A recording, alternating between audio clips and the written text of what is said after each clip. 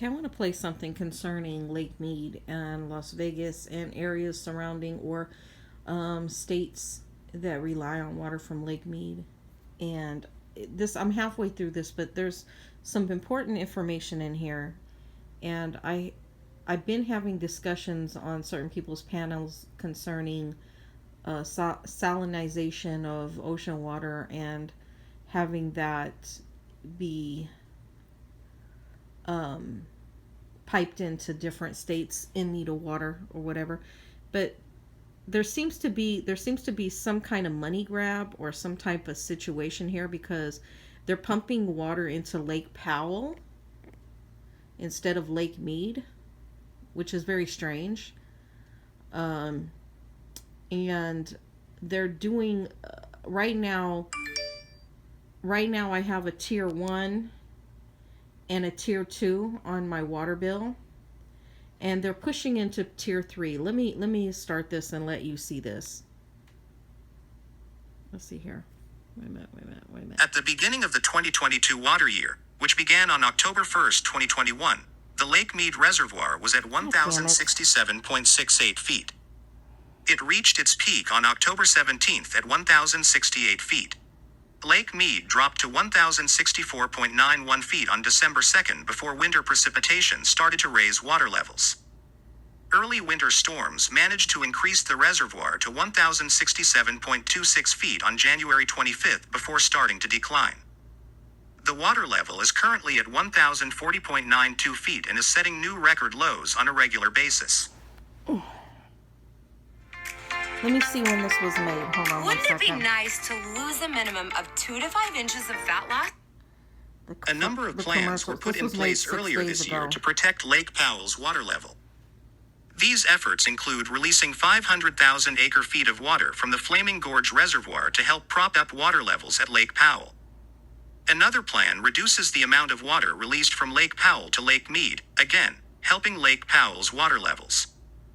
Why does the Bureau of Reclamation work so hard to protect Lake Powell while Lake Mead continues to decline?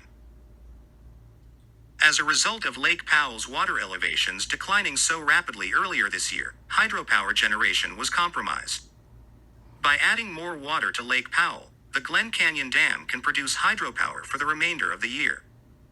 But there may be another reason reclamation is allowing Lake Mead's water level to decline. The drought contingency plans that trigger massive water cuts are based on the year-end water elevation of Lake Mead. The Bureau of Reclamation releases a study in August that it uses to trigger the tier level that will determine how much water each lower basin state must leave in the Colorado River. If the August report anticipates Lake Mead's water level will be below 1,025 feet, a Tier 3 water shortage will be declared. This declaration will force states to leave an additional 1.2 million acre-feet of water in the Colorado River system.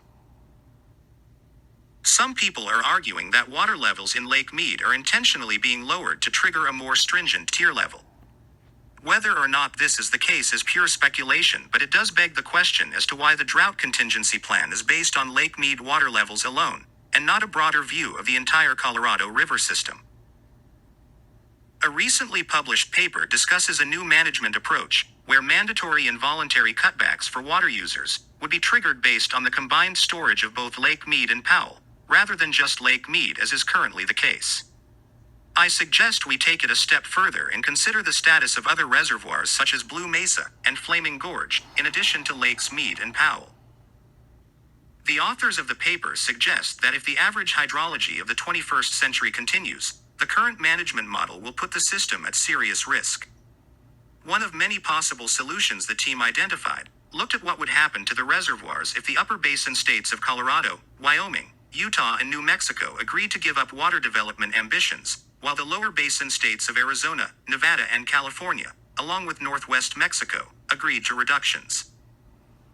The paper found that if the upper basin limited water use to 4 million acre-feet per year, or slightly above its average use since 2000, and the lower basin agreed to 2 million acre-feet in cuts each year going forward, then the system would be more likely to stabilize near current reservoir levels. That scenario would require a sacrifice from the upper basin, which has plans to develop up to 5.4 million acre-feet of water annually by 2060, and a reduction in use by the lower basin in Mexico, which together use more than 2/3 of Colorado River water. As we have discussed before, the Colorado River is not just a collection of dams and reservoirs that should be managed independently. The Colorado River system should be managed in its entirety. Mandatory water cuts should not be triggered by water elevations at a single reservoir such as Lake Mead. These important decisions should be based on conditions for the entire system. We can only hope that legislators will implement some new solutions in the near future. As always, I will continue to monitor the situation at the Hoover Dam and Lake Mead and provide you with regular updates. Thank you for watching, and please consider subscribing to my channel. I really value your support. So I'm going to put the link to this video in the description box so you can watch the whole thing and really kind of get a good idea what is being said.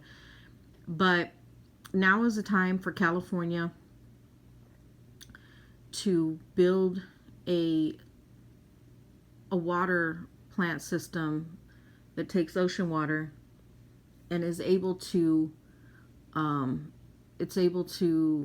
fulfill the needs of Californians, and then transport that water as well and sell it to Nevadans and people from Arizona and portions of Utah. It can be done, but the whole point is, do we have a governing system that actually wants to take care of the people, or are they so greedy, these politicians, that they don't care what happens to the citizens, and it's all about, what they can gain from different corporate businesses, what money they can make, and if it's not about the people, then why are they in office? Why are we allowing politicians to not do what's right for the citizens? That's my question.